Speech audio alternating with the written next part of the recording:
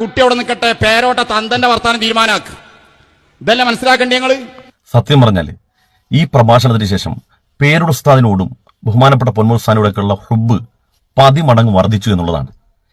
അവരെത്ര കൃത്യമായി കാലെ കൂട്ടി നമ്മളെ ചില കാര്യങ്ങൾ ബോധിപ്പിച്ചു.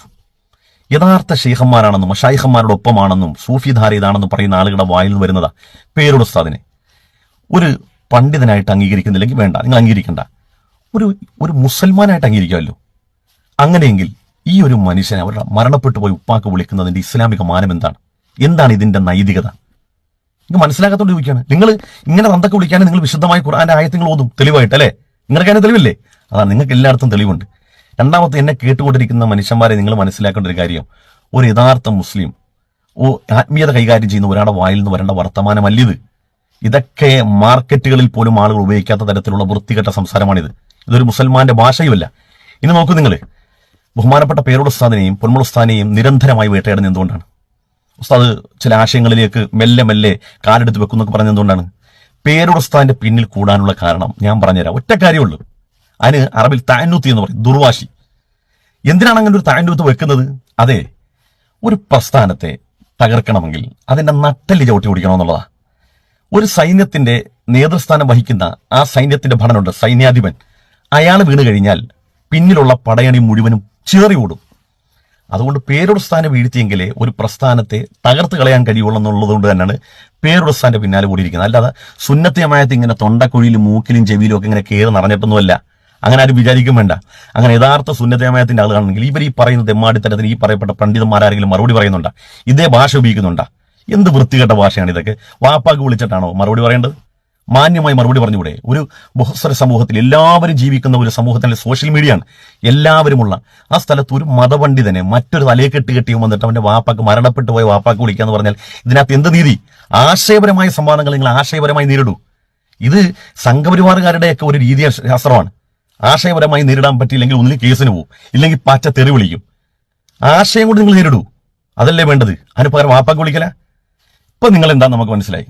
ചിലരെങ്കിലും ബഹുമാനപ്പെട്ട പേരുടെ ഉസ്താദും പൊന്മുൾ ഉസ്താദൊക്കെ ഇവരുടെയൊക്കെ പിന്നാലെ കൂടുന്നത് അവർക്ക് അറ്റൻഷൻ കിട്ടാതെ അവർ താഴ്ന്നു പോകും, ഇവരൊക്കെ ആത്മീയ ആചാര്യന്മാരായി മാറും എന്നുള്ളത് അസൂയ പൂണ്ടിട്ടാണെന്ന് തെറ്റിദ്ധരിച്ച ആരെങ്കിലും ഉണ്ടെങ്കിൽ യഥാർത്ഥ മശൈഖന്മാരുടെ പിന്നിലാണെന്ന് പറയുന്നവരുടെ വായിൽ നിന്ന് വരുന്ന വർത്തമാനമാണിത്. ഇത് നബിതങ്ങളുമായിട്ടുള്ള ബന്ധം എന്താണെന്ന് ആരെങ്കിലും പറഞ്ഞു തന്നാൽ എനിക്കത് കേൾക്കാൻ കൊതിയുണ്ട്.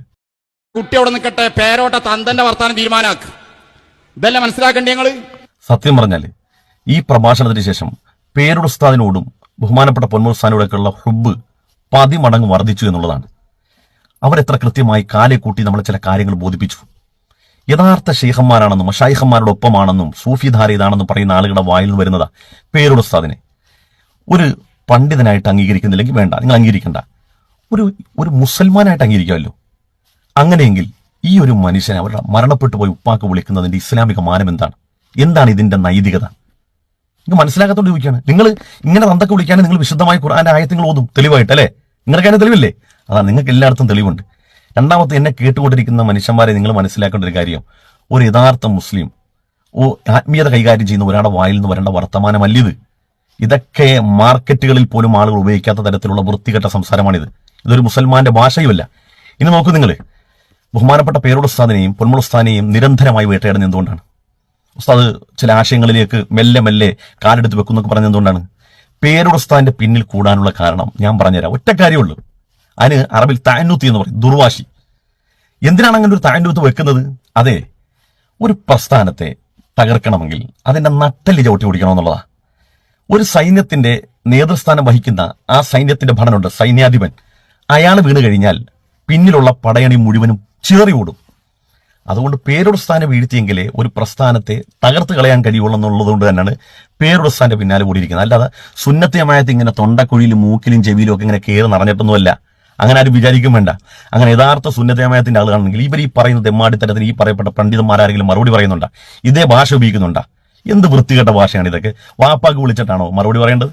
മാന്യമായി മറുപടി പറഞ്ഞുകൂടെ? ഒരു ബഹുസ്വര സമൂഹത്തിൽ എല്ലാവരും ജീവിക്കുന്ന ഒരു സമൂഹത്തിന്റെ സോഷ്യൽ മീഡിയ ആണ് എല്ലാവരുമുള്ള ആ സ്ഥലത്ത് ഒരു മതപണ്ഡിതനെ മറ്റൊരു തലയെക്കെട്ട് കെട്ടിയും വന്നിട്ട് അവന്റെ വാപ്പാക്ക് മരണപ്പെട്ടു പോയ വാപ്പാക്ക് വിളിക്കാന്ന് പറഞ്ഞാൽ ഇതിനകത്ത് എന്ത് നീതി?